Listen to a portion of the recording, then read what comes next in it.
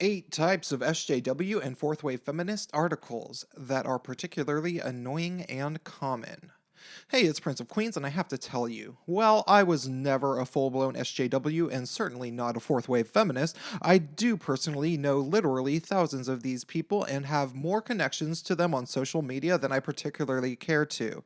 Since I'm not the type to delete people over petty differences of opinion on politics and stuff, I see these articles nonstop on my Facebook timeline, and I actually used to read them, hoping that maybe the anti-racist, gender, or other type of discrimination-oriented conversations would evolve, but basically they didn't. Almost universally, these articles just got more and more vapid, unhelpful, and poorly written. Not to mention repetitive. Here are some of the common ones. Number 1, the How Not to Be an Ally article. Sometimes these articles pose as best ways to be an ally, but generally they just provide you with a handy list of things to do to piss these people off, as if you were wondering how to do that, and were under some sort of delusion that it's hard. To add insult to injury, these articles generally cite things that people do wrong accidentally when they were trying to help, such as asking a black person too many questions about their life experiences when the person should know that their role is to shut up and listen, or complimenting a transgender person on how well they pass when you first find out they are trans. According to these types of articles, meaning well isn't just not good enough, it is a mortal sin. The only thing they hate more than opposition to their belief are allies, because they don't actually want allies. They want you to be their bitch. Number 2, the White Gay Men Are Racist, Misogynist Assholes article. For whatever reason, white gay men have become the most convenient punching bag to fourth wave feminist SJW types over the past 3 or 4 years. I think it is the combination of marriage equality passing and a preemptive fear that white gay men will abandon all other civil rights causes, coupled with the fact that gay men are particularly immune to feminist brainwashing because we know a lot of their claims are false and we cannot be hypnotized sexually by women. Finally, added to that, the fact that gay men are relatively low-hanging fruit. Regardless, it is incredibly easy to find articles about how white gay men are horrible racists if they don't date men of color, yet also easy to find articles about white gay men being racist if they do date non-white guys, because the author says, "I don't want to be your fetish, okay?" I imagine most guys just say, "Fine, I'll only date white guys then. Too much drama." It's also incredibly easy to find dozens of articles about how incredibly misogynistic gay men are, and they almost unanimously don't match with reality. But I've covered that in other videos. Number 3, the different examples of misogyny that apply equally to women and are not actually misogynistic in any way article. This is generally the clickbait listicle format, which I am kind of utilizing in this video, but this particular subject of different types of misogyny is so incredibly rampant that I needed to make a special note of it. I literally cannot count all of the articles written that describe supposed misogyny with references to things that men and women do equally as much as each other, if not things that women totally do more often, like not getting out of the way for somebody when they are walking past each other on the sidewalk. I mean, seriously, I can't be the only dude that feels like women generally expect men to be polite in these instances. Traditionally, it's always been ladies first, not "get out of the way, a dude is coming, bitch." Go find an article listing different types of misogyny for yourself. And I guarantee that more than one of the things on the list is not something men do more and has no inherent basis in misogyny. Number 4, the Women Are Suffering on the Internet sob story article. There are countless stories about how much women are being victimized on the internet, usually with the word rape being brought up within the first 2 sentences for shock value, even though I am fairly certain that not a single woman has ever been raped as a result of Twitter arguments in the history of the internet. These are published still, despite the fact that most reliable data from places like Pew Research tell us that men get more threats and public humiliation online than women. Regardless, this is a super common narrative that has been turned into a business by many feminists who have created crowdfunding campaigns to pay for the drying of their tears or whatever.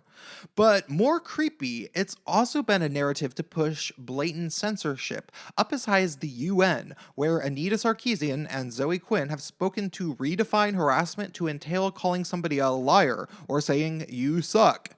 They even have used this to directly apply censorship to someplace as immediately applicable as Twitter, where Sarkeesian sits on the Trust and Safety, aka Thought Police, Council. Long story short, feminists attacked men, feminists got publicity to play victim, feminists lied about the criticisms they received and got many of the people giving them censored, many of which are women, and then feminists kept saying, "But the internet patriarchy is so scary. I'm just a girl. I need policemen to protect me."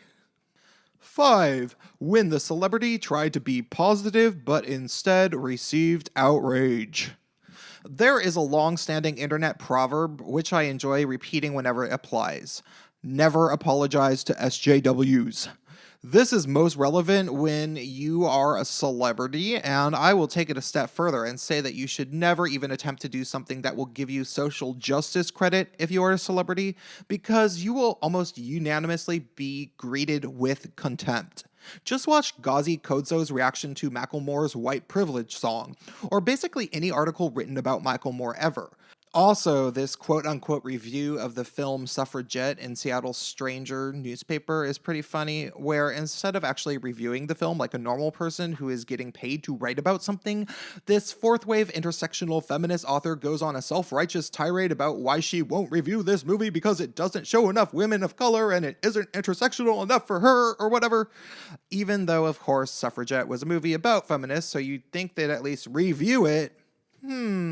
Maybe she wouldn't review it because it might just inspire more people to see a historical account of feminists, and they'd realize that feminists were always kind of assholes. I haven't seen it, so the jury is out.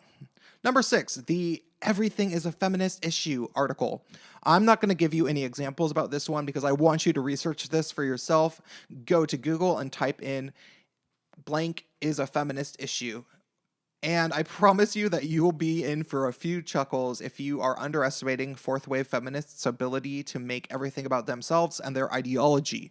Literally everything is a feminist issue, besides maybe things that only affect men, like Sargon points out in his recent video, "Why Do People Hate Feminists?" Part 10.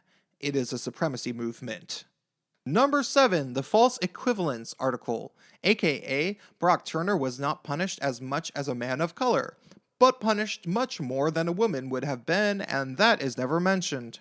So, there are all sorts of false equivalence articles written every time an instance of outrage happens in current events. Just search for articles relating Brock Turner to other cases and how incredibly unjust the verdict was.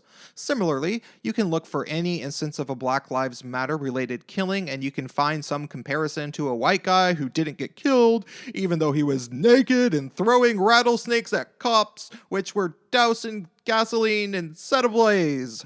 However, what you will never be able to find is an instance in which one of these blogs is reporting on one of the many times a woman is given a much more lenient sentence than a man for committing the same or even worse crimes than he. And it happens basically all the time.